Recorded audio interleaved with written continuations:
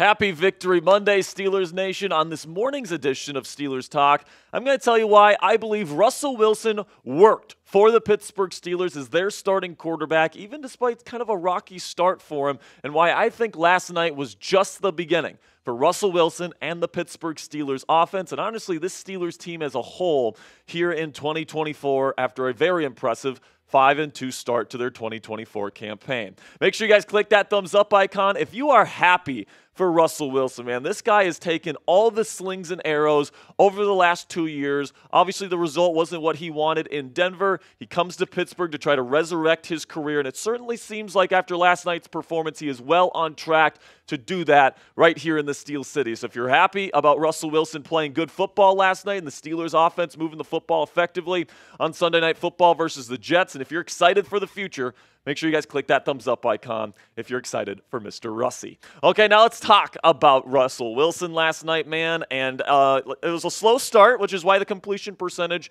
looks the way that it looks there at 16 of 29. But in the second half, I think it was 8 for 11, 264 total yards passing on the day. 3 total touchdowns, 1 rushing, 2 passing with 0 turnovers, so he protected the football very well. So obviously that stat line looks pretty darn good for Russell Wilson, especially when you just look at the second half numbers. Did think it was a rocky start for him, but once he got more comfortable, once he started getting the deep ball going a little bit, he definitely settled in, and I do think that we can expect to see more of that second half Russ as the season goes on. But I do want to acknowledge the bad stuff, because if we are going to be honest and we're going to be objective about how Russell Wilson played last night, particularly in the first half, it was not a perfect performance from Russell Wilson, okay? First of all, it was a slow start. I mean, at one point, Acrisure Stadium was booing the guy. They were chanting Justin Fields' name. Justin was taking warm-up throws on the sideline because he was feeling like, hey, I might be coming into this game soon. That's how bad the start was for Russell Wilson. He was skipping passes, screen passes. He had 2 throws in a row where it was like, Russ, those 2 throws aren't even close to the receiver, and it's not even like 10 yards past the line of scrimmage. Like, the rust was certainly there, and it was a slow start, so we do have to acknowledge that aspect of it. And moving forward, the Steelers still need to do better on the script, whether it's with Russell Wilson or with Justin Fields at quarterback. Then also, like I mentioned before, the spotty accuracy, particularly early. Lots of underthrows in this. Like, how many times did he dirt a throw to a receiver that was not even like down the field? And then also when he was throwing the ball down the field, like, he was underthrowing George Pickens. He did underthrow him multiple times, and George had to go out and make some nice plays for him, okay? Now, obviously, he's given his guys opportunities to make plays, and we'll talk about that later in today's show, but it is worth acknowledging that it wasn't the most precise, wasn't the most sharp game in terms of accuracy from Russell Wilson last night. Then we get to the lack of progression throws, okay? And, I thought Russ did a good job, deciphering the defense, getting to his first read, making a good call on his first read, for the most part in this game. But in terms of getting to his second, third, fourth reads, there wasn't a whole lot of those types of throws in this football game. And I think if Russell Wilson is really going to take his game to the next level, those are the type of throws that he's going to have to make for this Steelers offense. It's not all just going to be, that first read, chuck it down the field type of offense the entire season if this passing game is going to be efficient for the rest of this season. But, a good sign here is that Russell Wilson did not play his best game last night. He had faults, and they still scored 37 points. It could have been 41 if they would have called a DPI when the Jets defender tripped Van Jefferson on what I think would have been a touchdown. So, obviously, the team was getting into the end zone. They were moving the ball effectively, even though Russell Wilson maybe didn't play his most sharp or precise game. So as the season goes on, and we see more of what I would consider second half Russ as the season goes on, as he gets more chemistry with his receivers, as he gets more comfortable, as he gets on this moving train here, he's only going to get better. And we scored 37 points last night with somebody that was pretty much playing his week 1 performance after not playing a football game in 10 months. So coming up here on Steelers Talk, I'm going to tell you why Russell Wilson works as the Pittsburgh Steelers starting quarterback here, and why I think the Steelers are just getting started with Russell Wilson as their QB1 here in 2024. But before we get into why I think Russ is the answer at QB1 for this team this season, go ahead and grade his performance last night versus the New York Jets. Give me an A, a B, a C, D, or F. For me personally, I'm going to give him an A-. It was a slow start, but, give him a little grace here. It was his first game in 10 months, and he did get it going in the second half. So big kudos to Russell Wilson. Go ahead and get your grade down there in the comment section for today's pinned comment. In just a second here, I'm going to tell you about our sponsor today at Fanatics. While I'm talking about Fanatics, go find that pinned comment at the top of the comment section and give me a grade for Russ. And with that, let's have a word from our sponsor here at Fanatics. Go to chatsports.com/Russ if you guys want to get a brand new Russell Wilson Steelers jersey in your closet today. Obviously, I think that Russell Wilson, at least for now, solidified himself as the starting quarterback of the Pittsburgh Steelers. I think that this team has a very bright future ahead of them this season with Russ under center. We're going to go into the reasons why here in just a second. But if you guys believe in Russell Wilson, you believe in this football team with him leading the way, go ahead right now, go chatsports.com/Russ to get a great deal on a brand new Russell Wilson number 3 Steelers jersey and get that in your closet today. So let's get into my 5 reasons why I think Russell Wilson works as the Pittsburgh Steelers QB1. The first is the command of the offense. Now, for somebody that was getting on a moving train here and hadn't played all season, he was pretty much playing week 1 football out there, and he was playing against guys that had been playing for 6 weeks at that point, was that he was in complete control of the offense. He was making checks at the line of scrimmage, setting protections, making audibles. There was one play in particular that really impressed me. Okay, they're at the goal line. It was the touchdown to Van Jefferson. They are at the goal line. Okay, it's like 3rd and goal, I believe it is, and the clock's running out. There's like 5 seconds left on the play clock. Okay, and he sees something in the Jets defense. He immediately, within the span of 4 seconds, goes check, turbo, set hunt, and he gets it right to Van Jefferson, man. Like, that's not something we saw from Justin Fields. Okay, Russell Wilson had complete control. He saw something, he executed it, he communicated at a high level, and that's just pro football, man. That's veteran quarterback football, and you had a veteran really take the reins of this offense last night, and it was so refreshing to see after Mitch Trubisky, after Kenny Pickett, after Justin Fields really failing to do that, if we're being honest. We had a guy in there that was in complete control of the offense, and was he perfect accuracy-wise?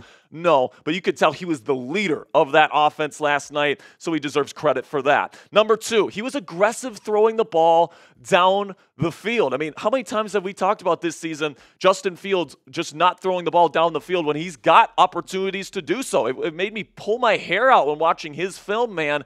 But with Russell Wilson, like, he saw one-on-one opportunities with George Pickens, with Pat Freiermuth, when he saw Calvin Austin III break open on, by the way, a beautifully designed concept from Arthur Smith, who deserves credit for that concept to completely scheme CA3 wide open. But Russell's pushing it down the field, man. You look at the average yards per catch for Pickens, Freiermuth, and Calvin Austin III. He even made Van Jefferson look good at times last night, man. So Russ gives his guys opportunities. He's got the downfield vision, being the pro that he is. Even though he's a little bit shorter, he can still see down the field, and he can identify open receivers, and he gives his guys opportunities to make plays. And another way that he really helps these guys make plays, guys, is that his touch passing is still among the best in the National Football League among quarterbacks, man. How many times did he just put like beautiful touch on a football, layering between a defender or just getting it up there? And what this does, guys, is it really does help these receivers make a play on the football. Even if it's not perfectly thrown,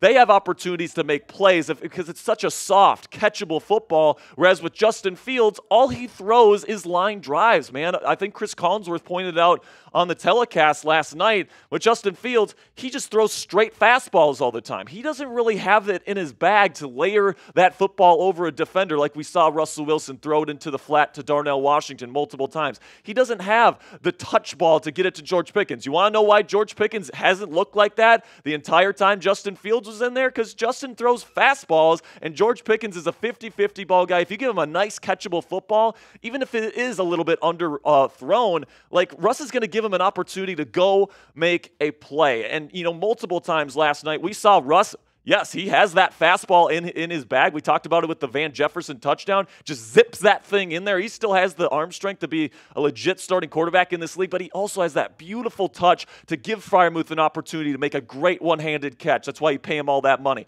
To have George Pickens do what he does and make those circus-type catches, man. So I think it's only going to get better accuracy-wise, but even with the accuracy not being perfect last night, he gave his guys opportunities to make plays on the football and let these guys shine. And then also he had that beautiful touch on the Calvin Austin, the third play when he was wide open, when he had pressure in his face. So big kudos to Russell Wilson, man. He's still one of the best touch passers in the league, and because of that, he's going to give these playmakers opportunities to make plays that Justin Fields probably made harder on this wide receiver group, if we're being honest. Then we get to the fact that Russell Wilson navigated the pocket at a high level last night, man. Only one sack. The pressure was definitely getting to him and the offense in general in the first half, but only took one sack against the Jets last night, okay? That means that he was managing the game. He was getting the ball out. How about that play action play where it was kind of a slow play action, free rusher right in his face right afterwards, has to quickly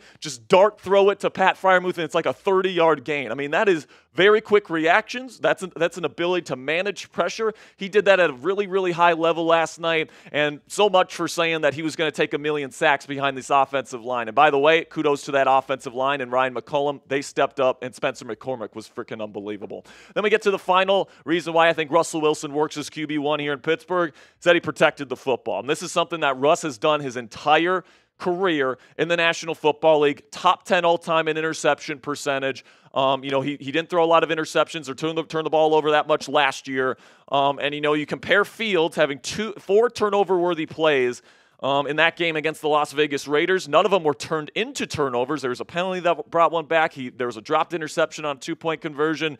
He put the ball in harm's way, plain and simply, against the Raiders. And I think that the Steelers saw that, and they're like, you know what? With the way our defense plays, with the way the run game's going, if we have a guy out there that can protect the football, we're going to be in position to win a lot of these football games. And Russell Wilson had 0 turnover-worthy plays last night. And honestly, I think we can expect multiple games this year where Russ doesn't put the ball in harm's way a single time. So he managed the game at an extremely high level. And now remember, guys, with Russell Wilson here, he's not expected to be, quote-unquote, the star of the offense, okay? What he's asked to do is open up the passing game, throw the ball down the field when he has one-on-one opportunities. He did that. Give his guys opportunities to make plays with nice touch passing down the field. He did that, and then protect the football. He did all those things. So it wasn't a perfect performance from Russell Wilson, but that's the point. It didn't need to be, all right? And that is the great optimistic takeaway coming out of this football game, is that you got arguably the best defense in football. The run game has really been getting going these last 2 weeks. It looks like Jaylen Warren is finally healthy. Najee Harris is finally looking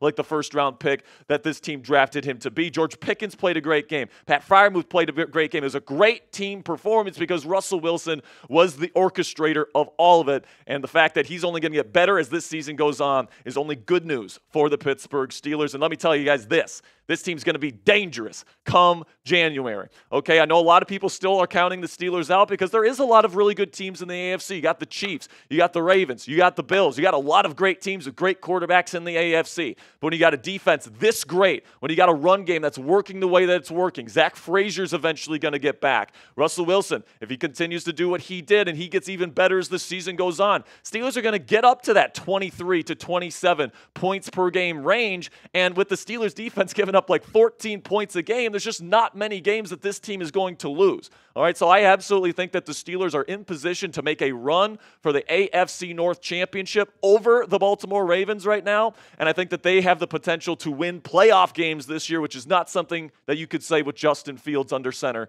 at least in my opinion. Now predict it for me down there in the comments section. Will Pittsburgh win a playoff game this year with Russell Wilson at quarterback? Give me a yes or a no. Right now, I think that they're certainly putting them in position to potentially do that. So later today on Steelers Talk, we are going live at 5:30 p.m. Eastern Time. Now, it's certainly possible the Steelers trade for Mike Williams before that, so we'll go live if that ends up happening. But right now, the plan is to go live 5:30 p.m. Eastern for Steelers Talk Live. We'll be discussing my overall takeaways. I'm breaking down the film this morning here, and I'm going to be breaking down my general film takeaways from Week 7 versus the Jets. And we got a bunch of great Steelers content coming your way. So make sure you guys click that subscribe button. Join us at 5:30 p.m. Eastern Time later today for Steelers Talk Live. And until then, guys, here we go, Steelers.